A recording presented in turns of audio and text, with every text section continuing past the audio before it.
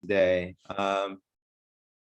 So again, why don't we take a moment now to just kind of get the formalities out of the way. I'm going to just read a little bit of your bio just to ground people who haven't necessarily read this information. So Honor Titus was born in 1989 in Brooklyn, New York. He's an American artist who lives and works in Los Angeles. Titus is a self-taught painter whose work is deeply influenced by his creative past as a musician and poet. Before moving to Los Angeles in 2016, he assisted in the studio of artist Raymond Pettibon, who attended his poetry readings in New York.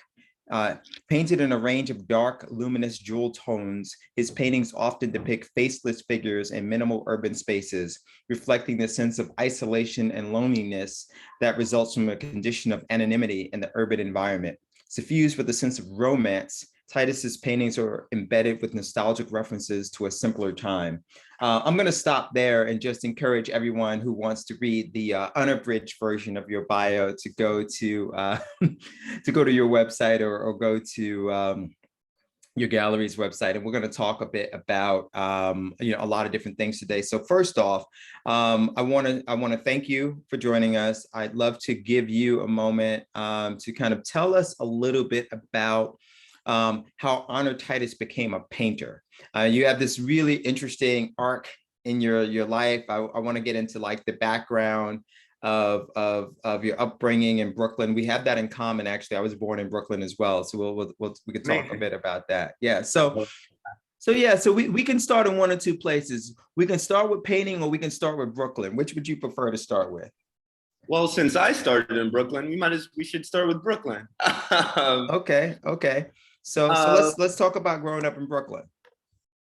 Growing up in Brooklyn, I think pre 9/11, and I think I think I was very fortunate in the sense that I came of age. I grew up at a time where cell phones were just transitioning. The idea of the internet was just transitioning into commonplace, and I think people are filled with nostalgia for New York, regardless of what day or when. People are filled with nostalgia going back to the beginning of New York. But I think I came of age in a very important time in New York, and and people have their various nostalgias, but New York was a very violent, not necessarily the same crime as the 70s, but a very crime-ridden, precarious place coming up. So I was born in Canarsie. I grew up in Canarsie. I was born in St. Mary's Hospital, a hospital that doesn't exist anymore. And a very fortunate in many ways. My mother highly cared about education, and that was one of her her touchstones, her cornerstones. So I went to these very very remote, random private schools along Eastern Parkway. These uniform that you would get at, what's it called, Cookies or whatever. And then that was my upbringing. And and I love it. And I look back on those times fondly because I have a little brother who's 14, who's a Queens kid, because my family now lives in Queens. And it's just so different and better, I will also add, because he's a brilliant, smart, thoughtful kid and much more mature than I was at that age. But I do value the time I grew up in New York, and the tone of the time in growing up. Yeah, I mean, so you might have seen me smiling a lot while you were telling that story, and I'll tell you why. Because this is the first time you and I are actually talking ever, right? Yeah. So I was also born in St. Mary's Hospital. So that's the first thing that's hilarious to me. Yeah. When I was living in Bed-Stuy, my family was living in Bed-Stuy when I was born in '73, and I happened to be born in St. Mary's Hospital, which I know It also doesn't exist anymore, like you said. And also, I share your sentiment about, the New York of the 80s. So when you were born, it was the same year I started high school at Brooklyn Tech. And I often tell people, you wouldn't recognize Brooklyn if I just took you back to my teenage years. Just that small little piece of time reshape everything about that borough mostly, and what it means to live there, and the influences of being there. Because I can definitely relate to what you were saying about how Brooklyn was much more dangerous. And New York as a whole. I mean, and you can make that comparable between like the New York of the 90s and the New York of the 70s. There were certain things that were going on, and again, I think for people who are joining us today, they may be thinking, well, what does this have to do with art? And I think it has everything to do with art, right? I agree. Because I think like the environment that you grow up in shapes you. It shapes your sense of self, your sense of the world, your sense of your place in the world. And so I know that before you became a painter, or known, for painting, you were deeply involved, and still are deeply involved in music. Yeah. So what's the musical journey, and how does that play a role in your life? Well, I think it's just it's a liaison. It introduced me to so much. I remember my father is a musician. He played in a seminal hip hop group called Black Sheep, and and he deeply cared for music. But also my mother, I remember, the music she would play, and she was a very Badu kind of woman to make it, personal. She was very, but she would also play the Velvets. And the first time I've ever heard the Velvet Underground was because my mother. And that just let me know, being a Black kid in Canarsie, in the late 90s, early thousands, that just let me know that there was more. That there was more that wasn't in my immediate surrounding. That there was more, that there was people thinking differently, that there were people, imbibing literature, music, ideas that I wasn't necessarily privy to. Music, I will also mention, I played in one band, Cerebral Ballsy, and I started that when I was coming of age, when I was, 19, 20 in New York. And,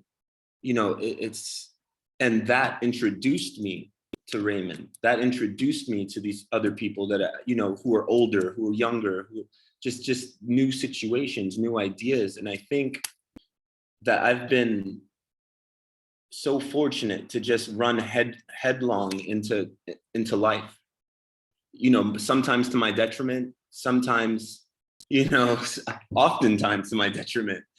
And but I've been, I've always learned, and I love that we started with Brooklyn. I'll probably think about that for the rest of the day. Is, and I brought up the pre-internet, and I brought up that idea because I remember knocking on the door, literally knocking on the door and asking if someone's home. I remember calling the house phone and talking to someone's mother, like, yo, is Michelle home? Is Philip home? And, I think these little instances, these little nuances are something lost on the youth today. And it, to be frank, it saddens me. So, I think I kind of meandered a bit, but I think that does influence my work a lot. No, I appreciate that, because, in terms of thinking about this pre-internet upbringing, I think for people who are younger than both you and I, who've always known technology and the way that we interact with it today, and I'm not saying anything that hasn't necessarily been said before, but I think it's important enough that bears repeating, have a different relationship with one another, right? Yeah. So perhaps it's not so much about how it's made them different from me, It's Mhm. it may be more about how it's affected how they interact with each other. Mhm. And I don't want to spend too much time on that because I'm going to talk more about art. But Yeah. I do think that you know, when I think about my own life in the mid 90s, I was just became an adult, right? When I started my first, I mean, I don't feel like I'm an old person, right? I mean, maybe someone would argue with that. Maybe my kids, maybe my kids would argue with that. But you know, but when I started my first business, I still had a fax machine, you know. So like, so anyway, that's just a side note. So let's jump ahead here. Let's talk Mhm. about going to LA. So Yeah. what brought you from New York City to Los Angeles? I think, well, I did it at 27. I moved at 27, and I say that because, the famous 27 club. I'm not aligning myself necessarily with those people, but I think it is an age where it's like where the rubber meets the road, and it was an age for me where it was like, okay, I have to, and I'm saying this very figuratively, but and that's when the band stopped. That's when, figuratively, there was a death of an old honor at that age, and it was time for me to refocus and to repurpose. And I came to Los Angeles. I was working for Raymond on and off. I did some work with Dan Colen. I was around these artists. And them aside, Raymond is, one of the most hardworking men I've ever met. Trash man, doctor, whatever. He works so hard. But in my immediate circle, I was around painters and writers and actors that didn't act, that didn't write, that didn't paint. And I was like, okay, I actually want to make something. I actually want to do something. I want to, you know, um, you know, formalize and make what I'm thinking tangible. And painting, I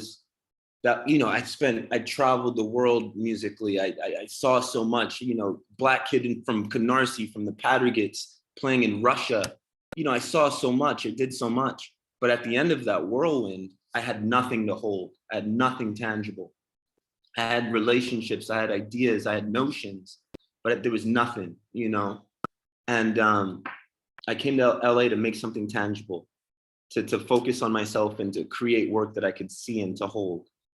And in doing so, it's rolled and tumbled in a beautiful way. And what was your first exhibition, your first painting exhibition, and how did that come to be? Well, my first solo formal exhibition was with Henry Taylor here in Los Angeles. And, I was hanging out with the painter Danny Fox, who I know from the early aughts in London, and hanging out with him and, hanging in his studio. And, to be honest, I'm putting him onto new jazz and he's putting me onto new, croony songwriters, and we're vibing. And he'd mention Henry, talk about Henry, and I was familiar with the work. I was like, okay, cool. And he's a character and a half, and a lovely man, a big energy. So of course he's, and finally I meet him and we're vibing, talking Coltrane and friends, peers, vibes, much like me and you are now, just cooling it, to be honest. And he saw the work and he was like, I have a space down in Chinatown, and he famously Chinatown Henry, because he came to form in this space. And we set it up. And fortunately for me, it happened right before COVID and hoopla, it was a big showing, and, it was, and I'll never forget it, No, that's awesome. I mean, it's like a sort of meant to be kind of scenario. I mean, so when you came to painting, what was that like for you? I mean, I know that you didn't take a traditional, sort of traditional route to arrive at, where you are. So why painting? I mean, you strike me as someone who is sort of multi-hyphenate and interested in a lot of different creative, ways to exist creatively. So why painting? Why painting is because, and I love that question, and you're completely correct, is that I saw the solace it provided for these, for these very important men in my life. These older men, for whatever reason, that decided to take me under their wing and have me close. And that is the Raymond, that is the Henry, and although closer to age, my friend Danny Fox, and just to be close and to see, just to see the solace it provided them, just to see that they were creating, that they were, within their mind. Raymond and I, we would vibe on literature, so I knew that there was this, this higher approach to the work, that there was an internal conversation happening with him that was, formalized on the canvas, on the page. And I wanted some of that. I wanted some of that solace. I needed that after New York. I was like, I want to be alone. I want to have an inner dialogue. I want to create. And within doing so, I just came here and had a conversation with myself and pretty much just dived into my interests selfishly. I came here, a man alone, a man at sea, and not in a bad way, in a journey, spiritual journey kind of way. Like, what am I doing? What am I thinking? And yeah. Well, awesome. I want to show some images from your most recent exhibition in Los Angeles. And what we can do is, we can talk a little bit about some of the works that were in that show at Timothy Taylor Gallery. The show is titled For Heaven's Sake. I'm going to share my screen. Hopefully Zoom will be kind today. And are you able to see my screen? I am. Mm-hmm. Okay, awesome. So now let me see if I go to full screen, if that helps. Still there? Yeah, brilliant. Awesome. These days you got to ask, because you just never know. You just never know. So I have a number of paintings here that I want to go through. We probably won't go through all of them, and that's fine. But let's start with the title of the show, For Heaven's Sake. Let's start there. Why did you title the show that? A few reasons. That was the show in New York, Timothy, and that was in January. I love Bill Evans. Bill Evans is a jazz pianist. He famously played with Miles and solo endeavors. Anywho, he has a song called For Heaven's Sake that is very sentimental, very, and a song that I love. So that was a big reason. For Heaven's Sake, it's, to me, it's a double entendre in a way. It was my intention with New York showing was to have it be colorful, was to have it lift the spirits. This was a very hard winter, this last one, socially. And For Heaven's Sake was a call to action in a way. Like, for heaven's sake, let's try to get through this. Not, for heaven's sake, for the idea of a higher place, for a higher being, for a higher way of thought. Let's try and get through this. Let's try and, pick up the other foot and move forward. Let's try to celebrate, life. And that was my intention. My intention was, because the space in New York is a very warm, intimate space. And I wanted people to enter that space and feel lifted, feel exalted, and we're talking bitter, cold New York. People are, you can see your breath, and people were afraid of other people's breath at the same time. So, it was such a strange moment. Yeah. Yeah. I mean, I want to talk a little bit more about that as well as after we get through some of these works. So let's start here. So this is a self-portrait. And again, I know that, we can see the painting. So obviously people can deduce what they want, but I'd just love to get a minute from you about each of the works. It's kind of the inspiration, the juxtaposition of the figure in the space, and sort of what you're hoping that the painting conveys. Yes. Well, I wanted to capture myself at this moment in time. I'm not one to necessarily depict anyone. I've done a few paintings of Miles Davis, but all of my figures are in a way anonymous. But I wanted to capture myself in this moment at this pivotal time in my life, and I wanted to also I'm looking rather kind of beyond. And it's kind of a nod to classical portraiture here, but this is an outfit that this is me. Also, this is also a slight nod to Morrissey and the Smiths on Top of the Pops. He would famously play with the flowers in his back pocket, and and I praise Johnny Marr, and so this is kind of an ode to that. I wanted to depict myself like the Smiths make me feel on occasion. So there's that, and that's personal. That's personal side.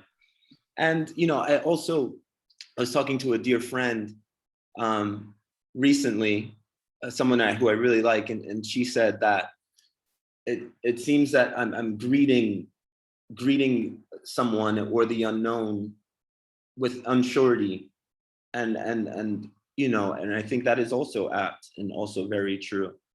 And because it's there's been a lot going on personally and socially in the world, and I don't know what's going to happen, but I'm greeting it, and I'm happy to. Awesome. So I've advanced to the next work. This is Summer at Dodge Hall. Yes. This is a painting because I spent this whole last summer in New York, and I was hanging out in Harlem, and Harlem, I loved it immensely.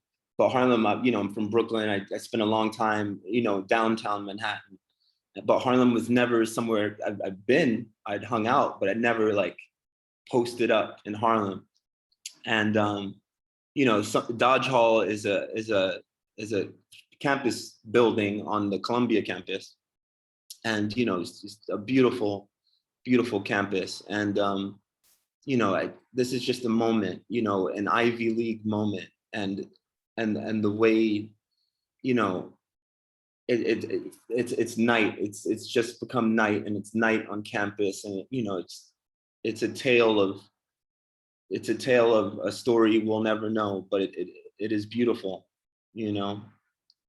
and wonderful. Yeah. Let's see.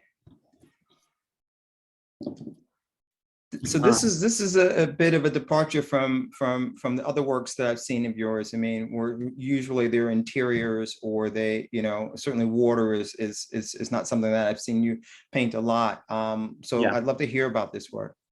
Okay, and I'm very glad. Is that so? I have the whirlwind painting schedule, and what I'd pined for, what I'd hoped for, coming true. And I'm in the studio working. I touch all of my work. I have no assistants, and to be frank, one can creatively need some revigoration. And with this painting, I had so much fun. The water was almost an ode to an abstraction in its approach, and I needed a reset in a mental way, in a personal way, and to approach the canvas and feel so loose and so free, and the idea of a dive, just running forward, just jumping forward with full force, and I think the little, because compositionally, you know, it's legible, it's water. You know, we can see the black of the lanes, of the swimming pool lanes. It you know, it provides a context, but the painting of it was pure abstraction, you know, and that was so fun for me. So when I see this painting, it's fun. It's reveling in the art of painting, you know, and it was really fun to do this one.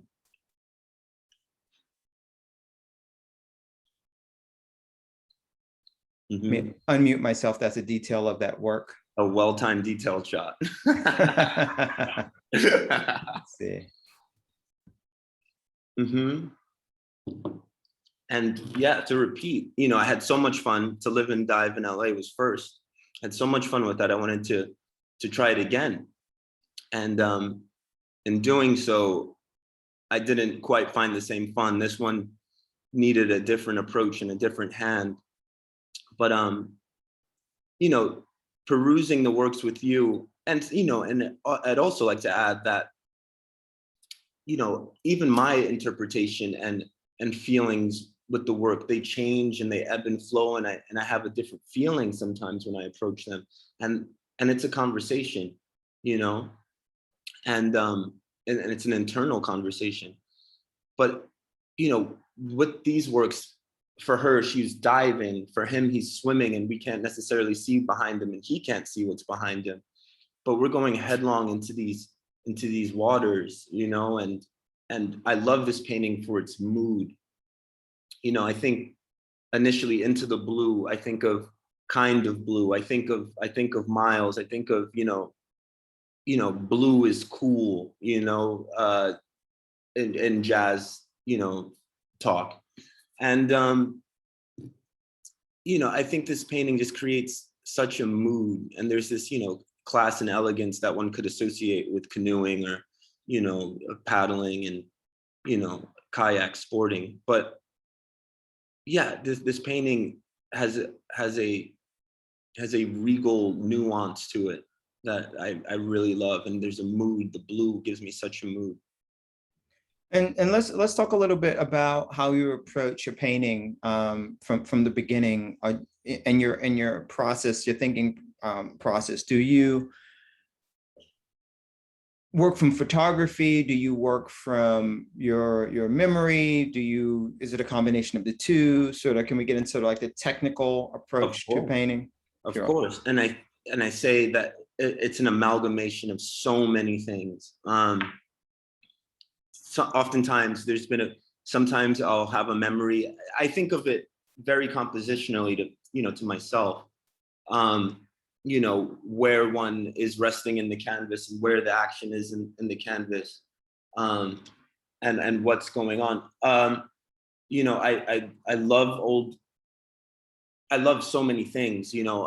I love old film, I love old cinema. I have an extensive literature and found photo collection. I'm always pulling from so many things. Henry, you know, not to pine on other artists, but Henry really affirmed and affirmed that for me. He's constantly searching, you know, and searching doesn't necessarily mean, you know, to implement into a painting, but he's constantly searching for artistic moments in life, you know, and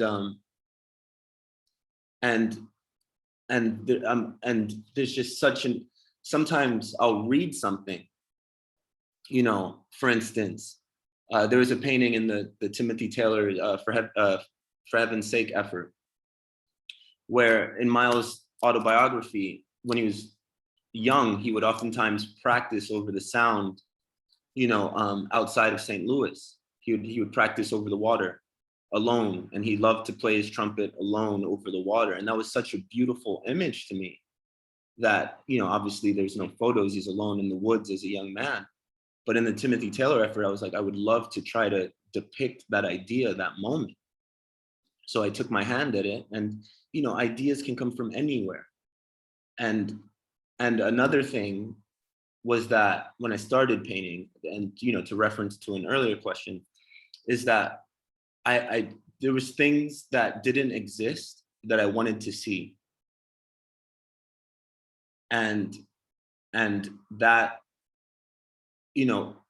when I'm painting, it's there's things, there's ideas that I want to see, that I want to formalize, that I want to see in front of me, and I'm drawing things from wherever I can. Thanks for sharing that. I'm gonna see where we are next. Yeah, we'll go through about 3 more paintings, and then I have some other questions. Brilliant. Let's do it. So let's look at Lush Life, and if I'm not mistaken, that's Johnny Hartman. I think so. Yeah. Yeah. Johnny Hartman, John Coltrane. Yeah. Yeah. Spot on.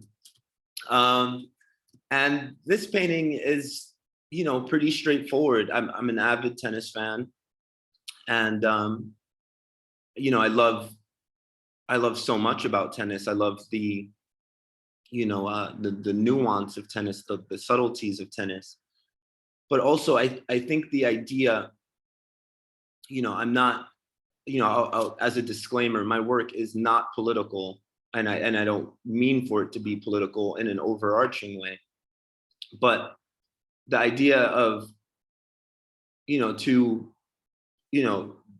people of color playing tennis in all whites, in the grass, with the idea of leisure and class and elegance, just easy, just 2 people playing tennis. It was so easy to me, and as a sports fan and as a tennis player, I get to revel in my interests. I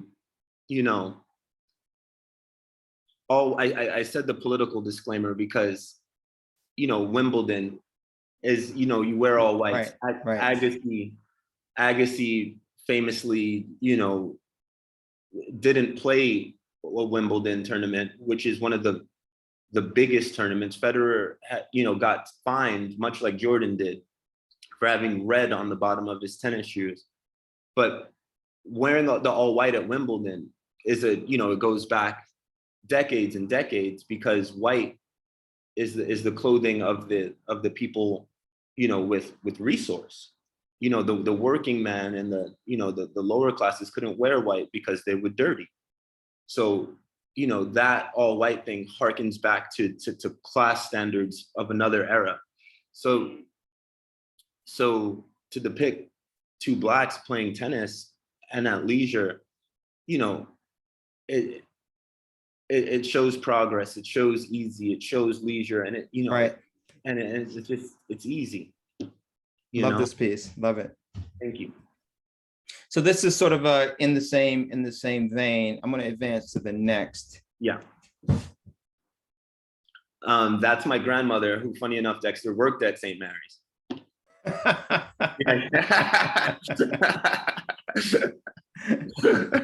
That's funny. Mm-hmm. Do you often paint family members, or is this a bit of a departure? This is a bit of a departure. This one was, for me, I repeat, for me, this painting is maybe one of the most for me paintings I've ever made. But this painting, so this picture was a picture that my mom had in a pretty big format around the house, wherever we moved, wherever we did, this was always in a prominent place within the house. Obviously not the Novacek Burberry plaid, but the photo of my mother, of my grandmother. And so I just wanted to paint that photo. And what's the connection with the Burberry plaid, and what's the story being told there? The story being told there is that, she passed away. She's a Haitian woman who passed away when I was like 9 or 10. And this is a slight ode to the idea of, like, I look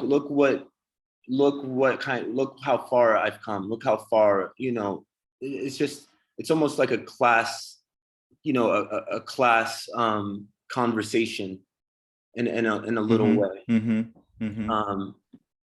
Where, my grandmother, hardworking, Brooklyn woman by way of Haiti, and, and it's just, I just love the Novacek plaid, and Burberry is something that I love to wear. And, I love sartorial, and I love, and I love pattern, and I love, serialism. I love all these things. So just to combine, not only this photo of her, but interests that she might have not had the time or the opportunity to have, it is a very strong idea to me. So to literally just like smash those two together made for my mind a really strong painting. Thank you for sharing that. So I'm going to advance to this install shot. And so I have a question to ask you that's sort of more broad. So what's your journey been like as a painter today? I mean, certainly you've had the fortune of working with a gallery. How did you get with the gallery? I think a lot of the people who are joining us for this conversation, either today, who may look at it in the future, are artists themselves. Perhaps they're student artists, and many of them are, of course, or artists who've been working, in the field for many years. Can you talk a little bit about how you got with your current gallery, and just sort of more like career-oriented stuff that you'd like to share? Of course. Well, so the Henry show, I think there's a through line in this conversation and my trajectory. I think there is a through line in the sense that Henry gave me my first exhibition. Someone who I've been close to and joked with and spent time with, and we have an honest rapport and friendship. So that was my first exhibition, and he believed in me. He believed in the work, and that was first and foremost. So we launched off that platform. That show went really well, and I was, and it was well timed, and thank goodness. Off the back of that, because it coincided with Freeze Los Angeles.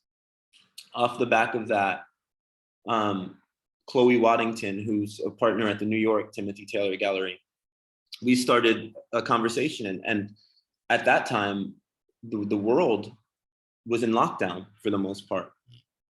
And, very honest, very candid, very, we would talk about art. We wouldn't talk about the art market. We wouldn't talk about Black figurative painting. We wouldn't talk about, we would talk about art and the artists she liked, and the references that I liked, and what she saw in my work, and this honest conversation from an honest place. And I can't say the word honest enough. And for her to, and on behalf of Timothy, and and for them to take a leap and to start working with me and to start formally making plans when we didn't know if there was a tomorrow, as a society. So that spoke volumes to me. That spoke absolute volumes to me. And I think this also, to have it be loose and free, I think this also references, my and our New York upbringing, is that, you have conversations, you meet people, you hear ideas, but it's about intuition, and it's about gut, and it's about a rapport and honesty that good things come from.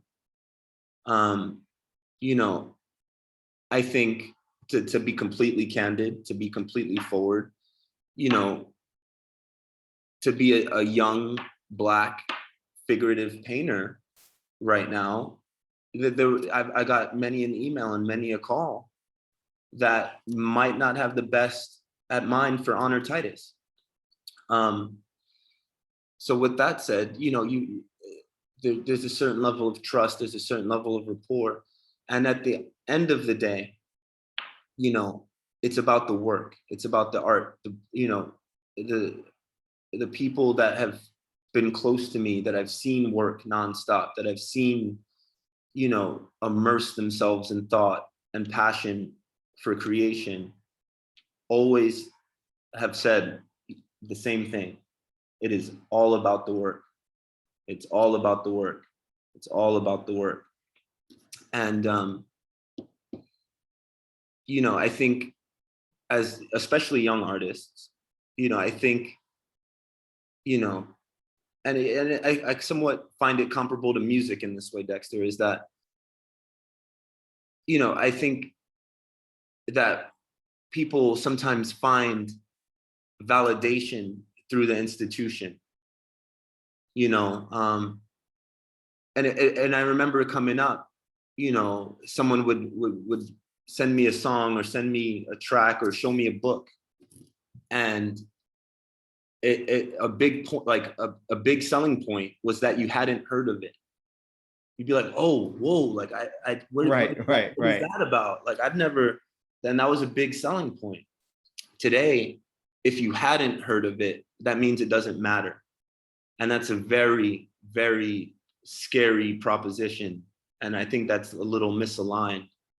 So like, I think if you're not working with a Gagosian or I don't want to say names, but if you're not working with a I understand. Mm-hmm. Yeah, then your work isn't valid. And I think that is an obtuse way of thinking. I think that's a stupid way of thinking. And I don't think that's, for the best. It's all about the work. Your work is valid. Your work is always valid. It could also be not good and valid. It could also be amazing and valid. It could, but it's always valid. It always exists. It always takes up the space that it does. And, it's all about the work. Yeah. So, I mean, I would say that would be a great note to end on, but I still have a couple more questions. So if you're just like, oh, I'm here. it's just like, bear with me, where do I begin? It's so many things I want to get to, but in the interest of time, I think I'll just kind of talk specifically about the future, of course, because we've spent a lot of time talking about the past. Mm-hmm. So what's your goal? Like where are you heading with your life as a painter? I mean, you've been an artist for a long time, so I wouldn't say your life as an artist, but like where would you like your painting to take you? I think that's the question. I love that. And that's a very well-formed question, and thank you for that. I will say that, so my goal and my dream and my hope is to find a space, in my personal life and my existence, in whatever way that I can, in whatever medium I can, is to seek inspiration in honest ways and in ways based in abundance. And I just wanted to fully delve into literature and fully have the space to seek and to learn and to and the learning doesn't stop post grad. The learning doesn't stop, hopefully, ever. And I just want to create a space where I can keep seeking the literature, because I've been afforded a very, very fortunate situation to where, I get to revel and think about the things that I love. And I just want to continue to do that, in whatever capacity I can.